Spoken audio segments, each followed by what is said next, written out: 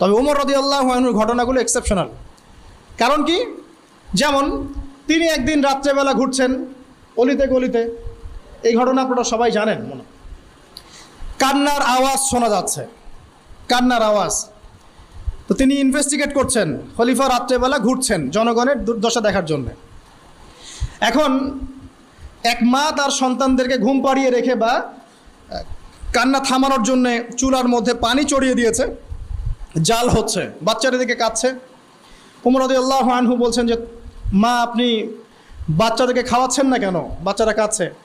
ওই মহিলা বলছে হাযা বাইনি ওয়াল্লাহি হাযা বাইনি ওয়া বাইনা ওমর, আল্লাহর কসম করে বলছি এই ফয়সালা আমার ওমরের আল্লাহর মাঝখানের বিষয়, আমি আল্লাহর কাছে ওমরের নামে বিচার দিব।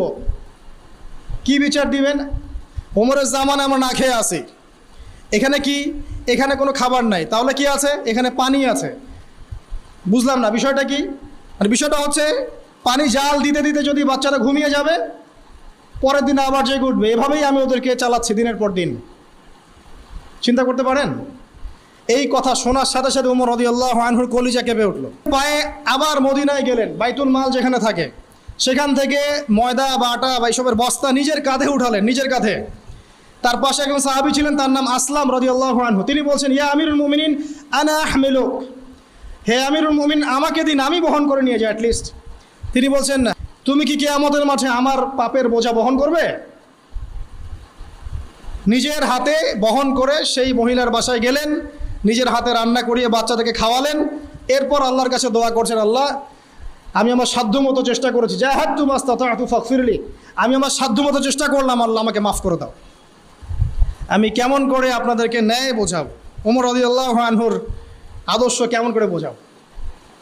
এগুলো হিস্ট্রি হয়ে গেছে এখন, এগুলোর সাথে বর্তমান ওয়ার্ল্ডের পলিটিক্সের কোনো সম্পর্ক নেই, অ্যাবসলিউটলি নো কানেকশন হোয়াটসোএভার। পুরো গ্লোবাল রাজনীতির কোনো সম্পর্ক নাই ওমর রাদিয়াল্লাহু আনহুর ওই খেলাফার সাথে।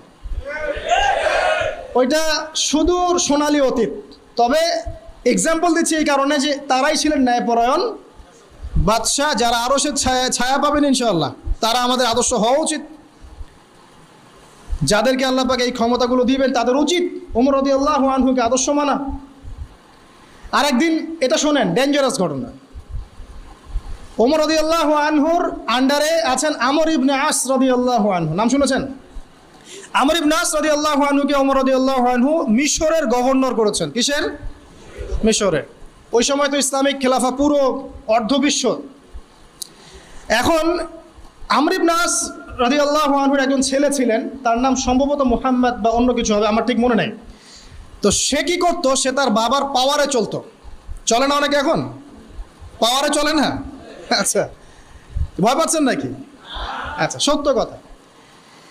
তো এরপরে সে কি করতো, জনগণের উপর ওর পাওয়ারটা খাটাতো। আমার বাবা গভর্নর, তুমি জানো? আমার সাথে বার্গেটিং করো, আমার বাবা গভর্নর, তুমি জানো? এইভাবে সবার সাথে ডিল করতো। তো একদিন মিশরের এক কিপ্তি বলা হয়, খ্রিস্টান, সে মুসলিম না, তাকে সে খুব মাইট দিছে আর কি।